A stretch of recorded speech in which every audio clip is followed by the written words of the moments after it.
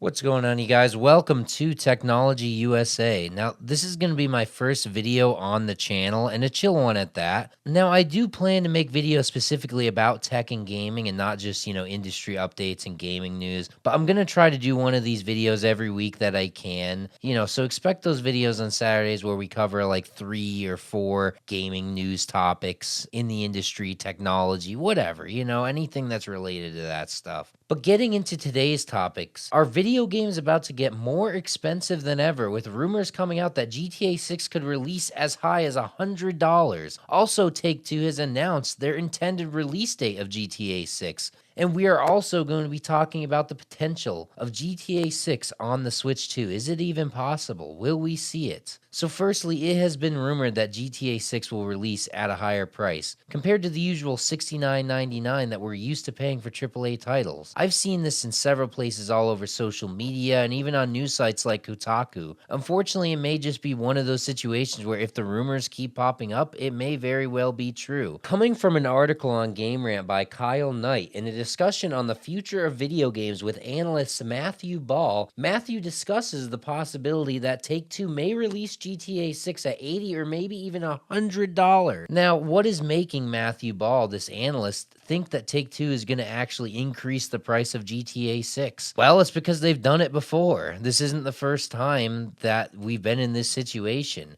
Take-Two, well, at least a subsidiary of Take-Two, 2K, with their title NBA 2K21, was one of the first titles to release with the $70 price tag that we now see everywhere. It's $10 more than we used to pay back in the day. Remember when video games were $60? Remember back in the ancient times? Did you know that 2015 was 10 years ago? I know, scary, scary shit. And you may be thinking that, oh well, if GTA 6 releases at a higher price, it's okay. Other companies aren't going to increase their prices. It's just GTA 6 is an outlier and that it should be more expensive because it's taken so long to develop the damn thing. I feel like it's been coming out for the last 6 years or so, maybe even longer.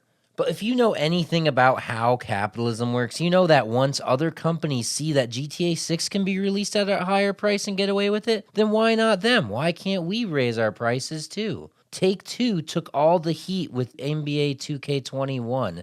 They took all the heat and all the controversy for increasing the price of their game so that once other companies started doing it, they didn't catch as much heat as 2K did for increasing the price of NBA 2K21. They were the first, so they were the ones that took the risk that everybody pointed their finger at and got mad at. It just becomes the new norm, the new barrier.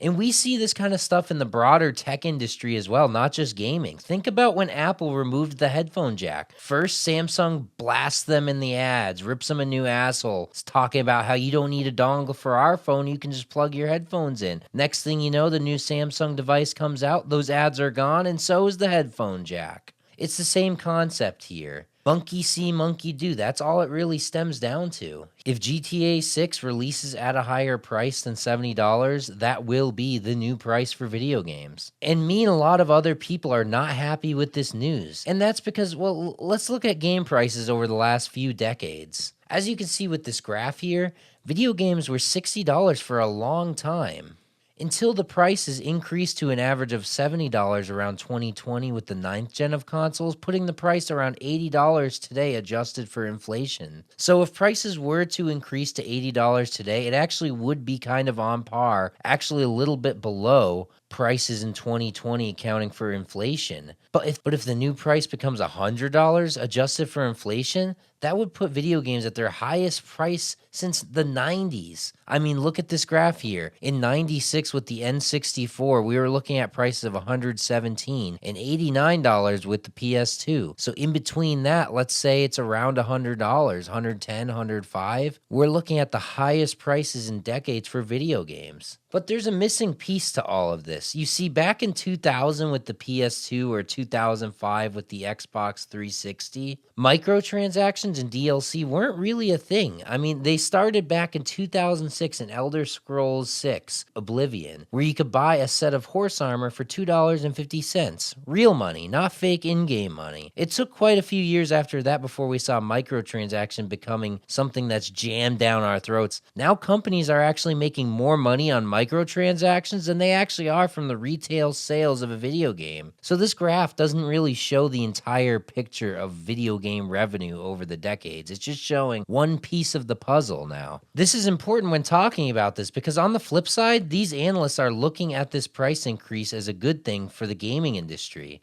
Now, look, I don't really know anything when it comes to the inner workings and finances of a gaming company. I don't own one. I'm not a developer. I don't know shit. But it is true that games are getting more and more expensive to develop as they get more advanced. But what I can tell you for sure is that people are strapped for cash. Gaming is already super expensive. People do not want to shell out $100 just for one video game. Think about that. 5 games and you can buy a whole PS5. It is absolutely going to make it harder for gamers to be able to afford their favorite games.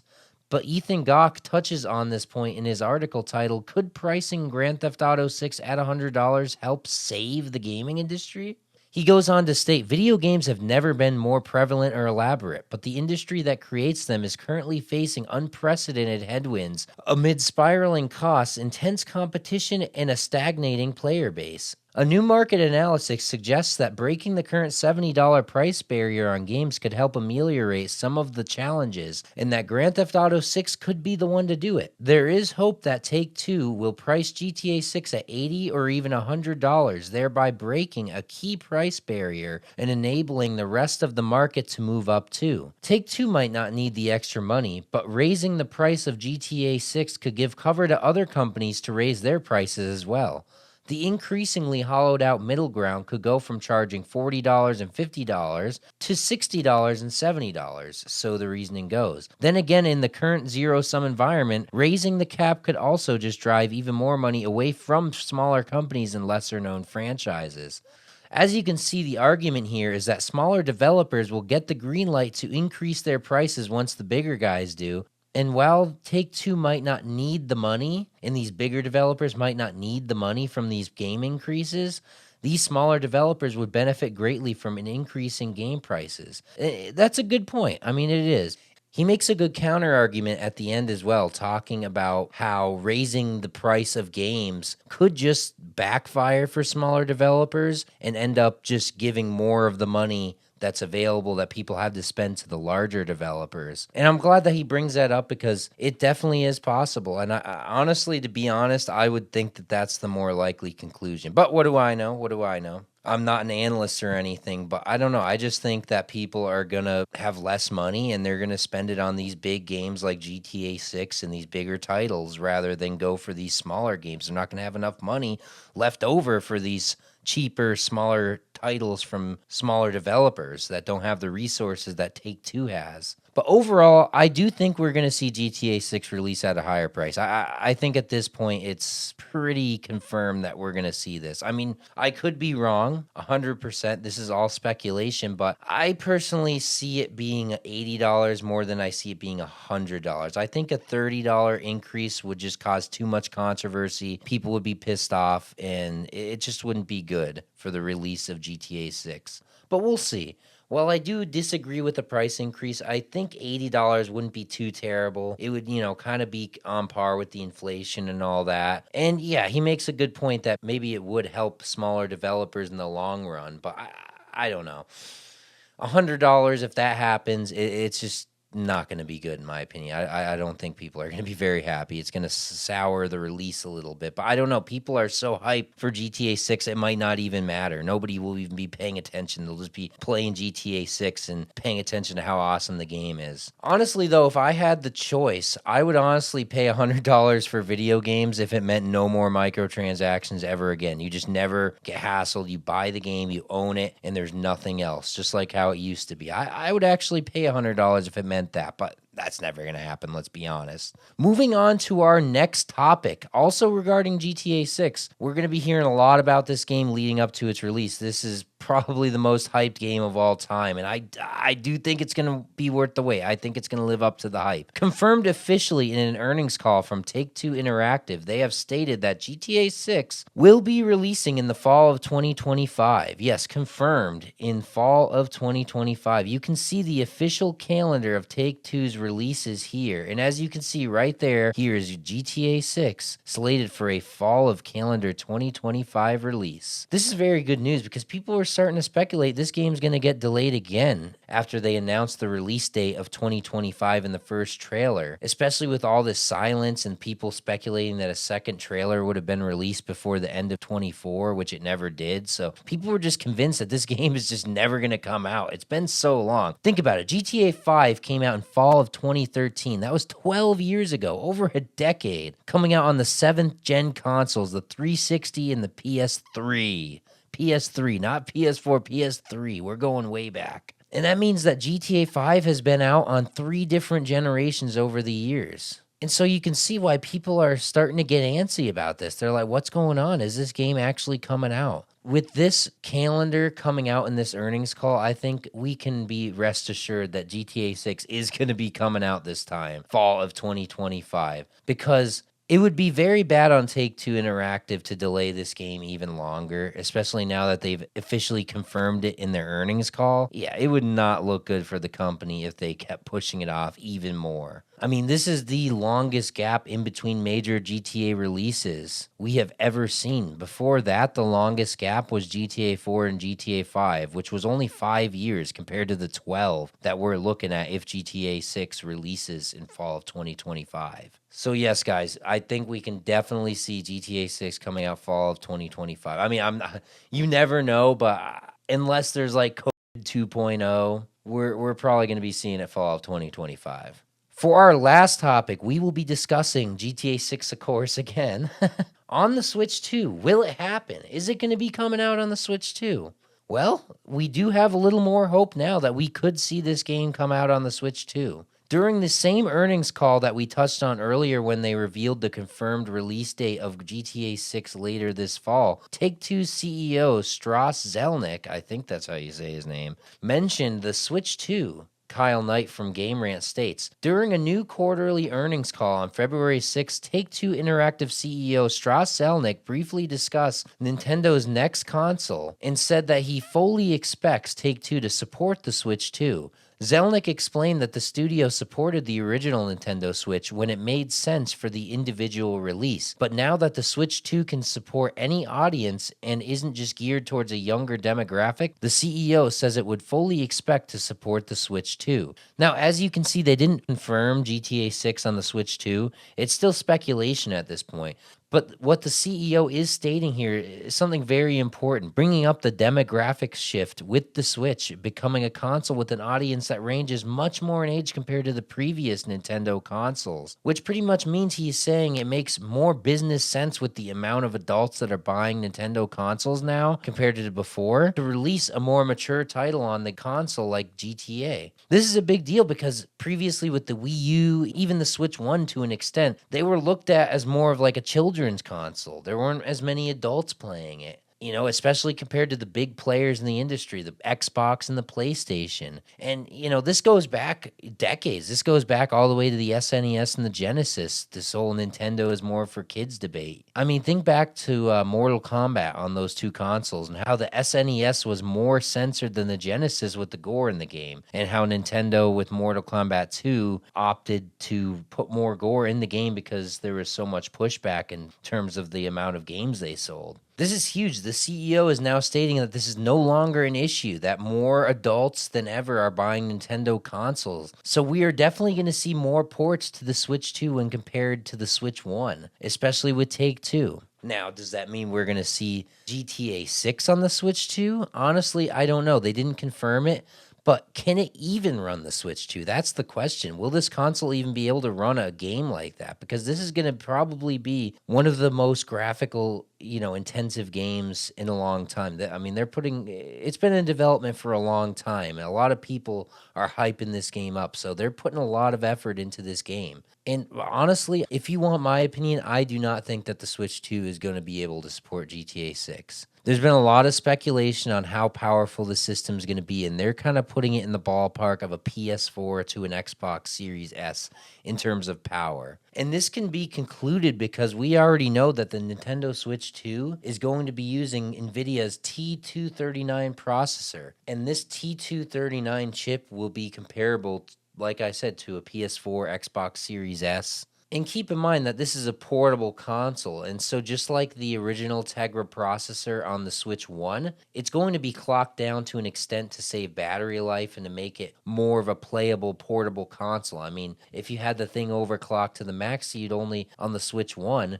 which people have done. People have overclocked the Switch 1 and gotten more performance out of it. But I bet you the battery life on that is way, way lower than what the Switch already offers, which is already kind of low. But overall, the only thing that's really confirmed here is that Take-Two Interactive, the company that makes GTA 6, they're interested in releasing titles for the Switch 2 now. But it remains unclear if they plan to release GTA 6 on the Switch 2 or if it even has enough power in the first place to run the game. I do really hope that we see GTA 6 on the Switch 2 though, because that would be huge for Nintendo. I mean, that would be, I would say, the gate that breaks this kind of spell of no AAA games going on Nintendo consoles. This would, I mean, the Switch is already super successful, but this would really put it up there with the PS5 and the Xbox.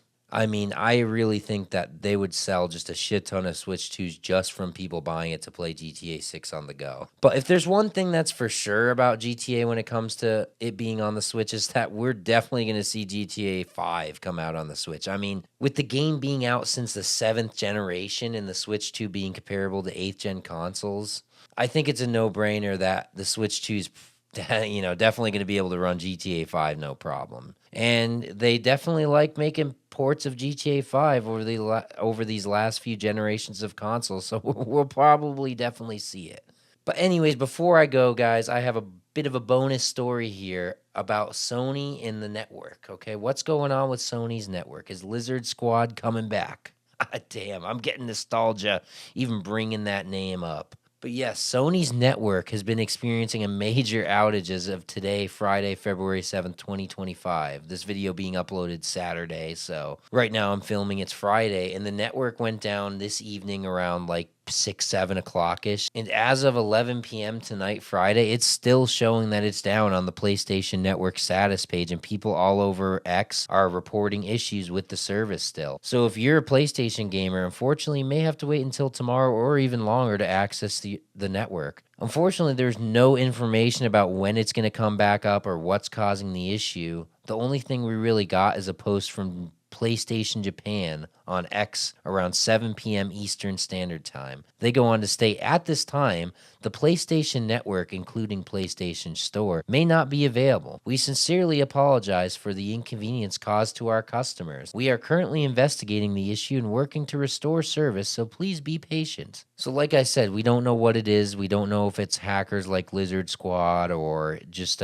something going on with the network behind the scenes. But there definitely is a chance it is a hack. Sony's not going to want to reveal if it's a hack given the amount of publicity and notoriety that Lizard Squad got for their Christmas Day attack. So they would want to keep that under wraps. But I mean, Lizard Squad were the ones that, admitted to being at fault for it. So I don't know. But one thing that's for certain is that it's a bad weekend for this to be happening, because this is actually the weekend for the Monster Hunter Wilds beta test. So, yeah, not a good time for this to happen, but hopefully by tomorrow morning, it will be fixed and the event will pretty much be uninterrupted. But anyways, that's going to be it for this week's gaming and tech news coverage. Subscribe for more content like this and other videos. My first tech video will be coming out soon. I'm going to be comparing Apple's newest Mac Mini, the M4 Pro, to one from 12 years ago, the late 2012 Mac Mini. And I even have a G4 Mac Mini coming in, so hopefully that should come in on time so I can compare Apple's first attempt at making their own processor compared to Intel, compared to the next attempt with the M series. I mean, it's insane just how far computing has come in the last 12 years. You don't really think about it as you're living your life. You just kind of update every few years. You update your devices, and next thing you know, it's been 20 years, and things have changed so much. And it's crazy to look back at how small they've gotten this new Mac Mini and how much more powerful it is compared to this old machine. I will also be releasing a video soon about an update to the channel, what I plan to do here, and what it's all about. I got an interesting story to tell you guys I think you might like. Not that anybody's probably listening to this video, but anyways, for those that are watching, thank you so much. I hope to get better and better at this as I figure out what you want and what the people want to see. And yeah, I will catch you guys in the next video. Later.